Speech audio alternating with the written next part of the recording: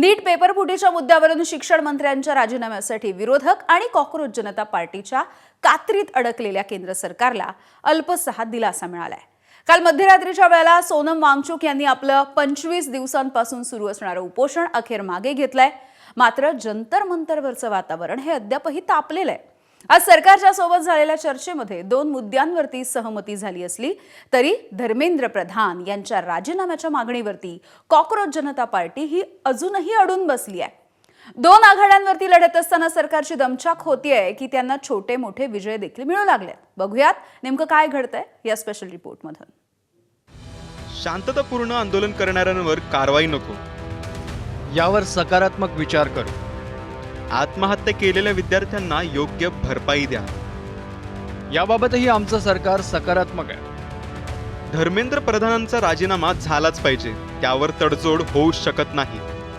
या मुद्द्यावर पुन्हा उद्या भेटूया। सरकार आणि कॉकरोच जनता पार्टीमध्ये चर्चेची कोंडी अखेर फुटली। केंद्रीय मंत्री जे.पी. नड्डा आणि जितेंद्र सिंग तर सीजेपीचे प्रवक्ते सौरव दास आणि आशुतोष रांका यांच्यात शुक्रवारी तासभर बैठक झाली।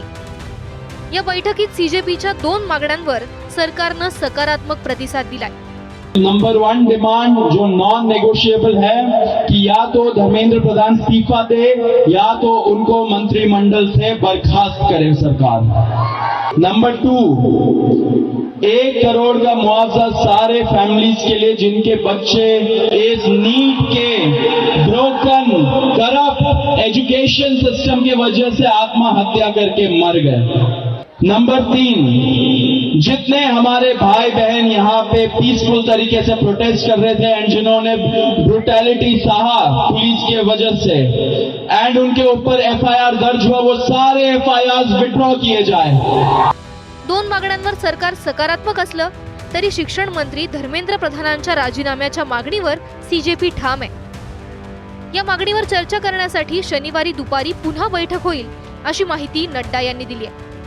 हमने उनको कहा है कि हम कल आपके साथ दोपहर बाद मिलेंगे और फिर हम अपने वो आपको बताएंगे। या बैठकीनंतर सीजेपीचे संस्थापक अभिजित दिपके यांनी पंतप्रधान नरेंद्र मोदींना एक खास सल्ला दिलाय। स्टूडेंट्स की भी भलाई इसी में है कि धर्मेंद्र प्रधान का इस्तीफा हो जाना चाहिए और स्टूडेंट्स से ज्यादा भलाई नरेंद्र मोदी की है कि धर्मेंद्र प्रधान का इस्तीफा हो जाना चाहिए। अगर धर्मेंद्र प्रधान का इस्तीफा नहीं होता है तो कहीं ना कहीं नरेंद्र मोदी जी की खुशी पर भी सवाल उठेगा। एकीकडे सरकार आणि सीजेपी मध्ये चर्चेची पहिली फेरी सुरू असताना केंद्रीय मंत्रिमंडळाची बैठकही झाली। पेपरफुटीच्या गुन्ह्यांमध्ये जलद गती न्यायालयात सुनावणीसह विद्यमान कायदा अधिक कडक करण्याबाबत बैठकीत चर्चा झाली आहे। सध्याच्या कायद्यात असलेली 3 ते 5 वर्षांची शिक्षा 10 वर्षांपर्यंत वाढवण्याची तरतूद करण्यात आल्याचं समजतंय, तर आर्थिक दंड हा 10 लाखांवरून थेट 10 कोटी रुपयांवर नेण्याचा केंद्र सरकारचा मानस आहे। पंतप्रधानांनी गुरुवारी मध्यरात्रीनंतर एक व्हिडिओ संदेश देत याबाबत आश्वासन दिलं। फास्ट ट्रैक कोर्ट और कठोर सजा के प्रावधान के साथ का ये मुसद्दा कल कैबिनेट में चर्चा होगी। कैबिनेट के साथियों के सुझाव के बाद उसका अंतिम रूप दिया जाएगा और सोमवार से संसद का दूसरा सप्ताह शुरू हो रहा है, तब जल्द से जल्द उस बिल को सदन में पारित कराने का प्रयास किया जाएगा। मध्यरात्री 12 वाजता निवेदन करण्याऐवजी पंतप्रधानांनी संसदेत येऊन निवेदन द्यावं असा टोला राज्यसभेतले विरोधी पक्षनेते मल्लिकार्जुन खरगे यांनी लगावला। अगर उनको कुछ बोलना है तो सदन में बोलना चाहिए, तभी हम वो ऑथेंटिक बात उनकी समझेंगे। जब वो आएंगे स्टेटमेंट करने तो उनको रात के 12 बजे करने के बजाय दिन में पार्लियामेंट में आके अगर वो कहे क्या कहना चाहते हैं हम देखेंगे। पंतप्रधानांच्या राजीनाम्यावरून संसदेत झालेली कोंडी शुक्रवारी 5व्या दिवशीही फुटली नाही। विरोधकांच्या इस्तीफाच्या घोषणांनी लोकसभा दणाणून गेली। इस्तीफा इस्तीफा इस्तीफा इस्तीफा इस्तीफा नंबर 1 आपल्याला उत्तर द्यायचं होतं, मात्र माईक बंद करण्यात आला असा आरोप विरोधी पक्षनेते राहुल गांधी यांनी केला. तर काँग्रेसलाच यावर चर्चा नकोय असा पलटवार संसदीय कार्यमंत्र्यांनी केलाय. रिजिजू जी ने स्टेटमेंट किया कि वो चाहते हैं कि हम अपने एमपी से कहें कि डिस्कशन होना चाहिए. तो हमसे कहा कि हमें चर्चा करनी है. जब मैं उसका जवाब देना चाह रहा था, फिर मुझसे माइक ले लिया. 3 मांगे हैं स्टूडेंट्स की. पहली मांग, corrupt education minister has to गो.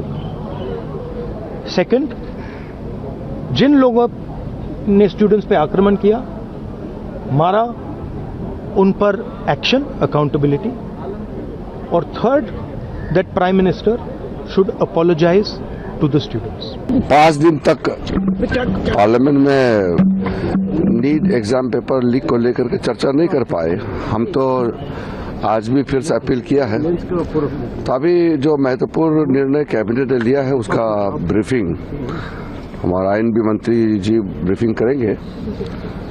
हमने आज भी राहुल गांधी जी खुद सदन में थे, तो हमने कहा कि आप बहस तुरंत शुरू कराइए. अब तो कांग्रेस पार्टी ने दिखा दिया कि वो बहस में इंटरेस्ट नहीं है एक्चुअली. नीट पेपर फुटीवरून एकाच वेळी 2 आघाड्यांवर लढाईची वेळ सरकारवर आली आहे. सीजेपी सोबत चर्चेची पहिली फेरी झाल्यानंतर एका आघाडीवर सरकारनं थोडी प्रगती केल्याचं दिसतंय. मात्र काँग्रेससह विरोधकांच्या ठाम भूमिकेमुळे संसदेतली कोंडी फोडण्यात सरकारला अद्याप यश आलेलं नाहीये. पावसाळी अधिवेशनाचा पहिला आठवडा गोंधळात वाया गेला. आता सोमवारी सार्वजनिक परीक्षा गैरप्रकार प्रतिबंध कायदा सुधारणा विधेयक मांडण्याचा सरकारचा मानस आहे. शिवाय मतदारसंघ फेररचना आणि महिला आरक्षणासाठी घटना दुरुस्ती विधेयक पुन्हा आणलं जाण्याची शक्यता आहे.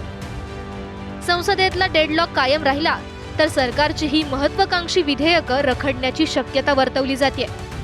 नवी दिल्लीहून वेदांत देब आणि सोमेश कोलगेसह ब्युरो रिपोर्ट, एबीपी माझा.